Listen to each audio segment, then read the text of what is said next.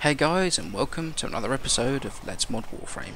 Today we're going to be taking a look at one of my personal favourite melee weapons in the game, introduced back in update 7.7.2, the Myer. Now the Myer is a single sword boasting 35 damage per hit, with the majority of it coming as slash damage. It also comes with a pretty reasonable status chance of 10%. However, the stat that I really think makes this weapon awesome is the 1.1 attacks per second that the weapon comes with as standard, making it the fastest attack rate of any of the single swords in the game. Where this attack speed really comes into its own is when you start to take a look at the stance mods for the weapons and how the fast attack speed really plays into the strength of the stances.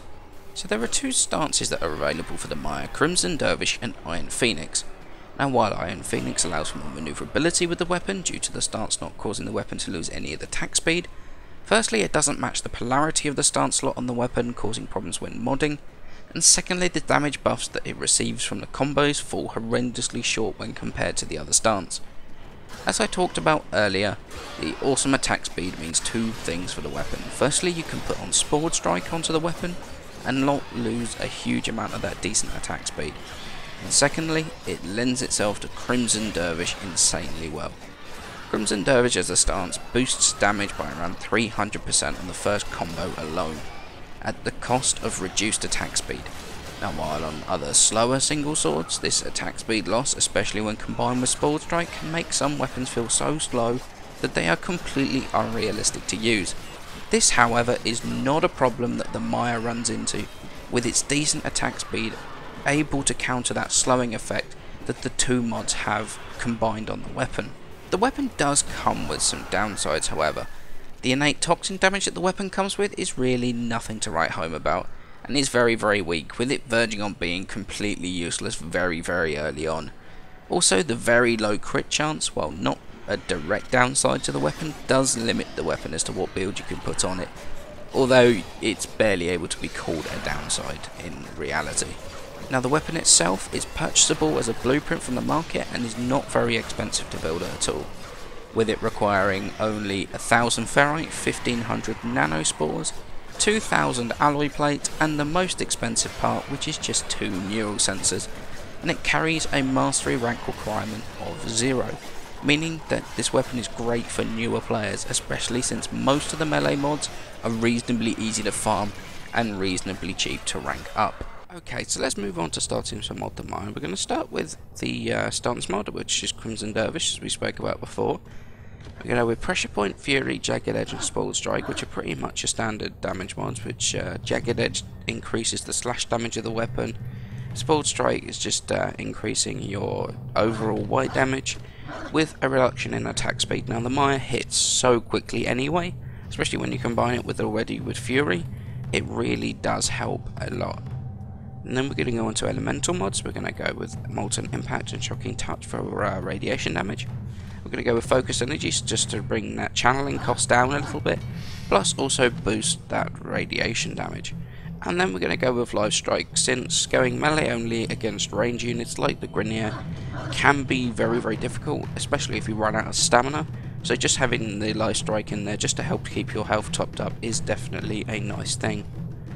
Now moving on to a Corpus build, we're going to go with Crimson Dervish again, Pressure Point, Fury, Jagged Edge and Sword Strike.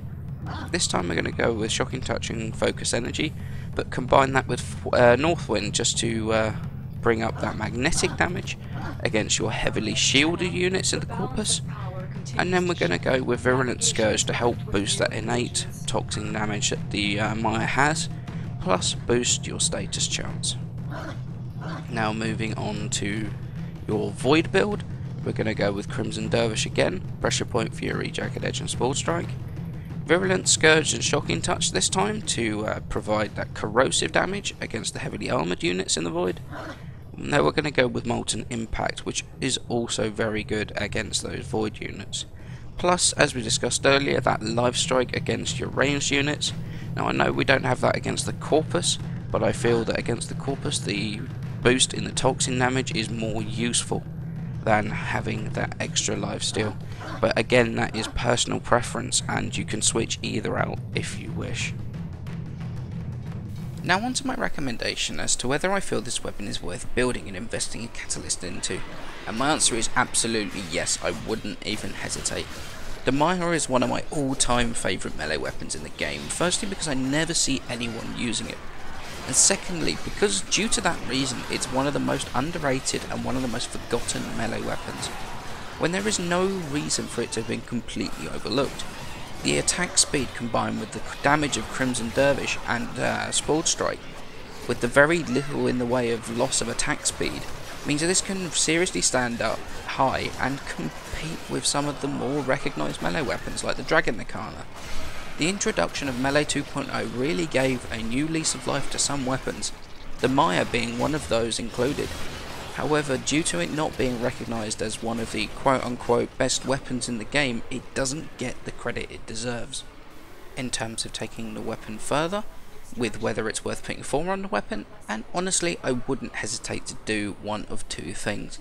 You can either go a full elemental build and get potentially 2 elemental combos on the weapon, meaning that a couple of dash polarities are required to make things fit.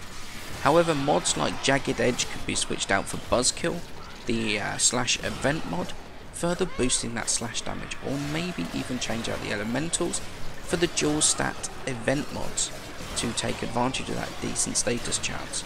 Either way, it provides a solid build for the weapon, so you can either go full damage or slightly less damage with a little bit of crowd control built into your weapon with the status procs. So in essence, this is one of Warframe's forgotten melee weapons, and one of the most underrated.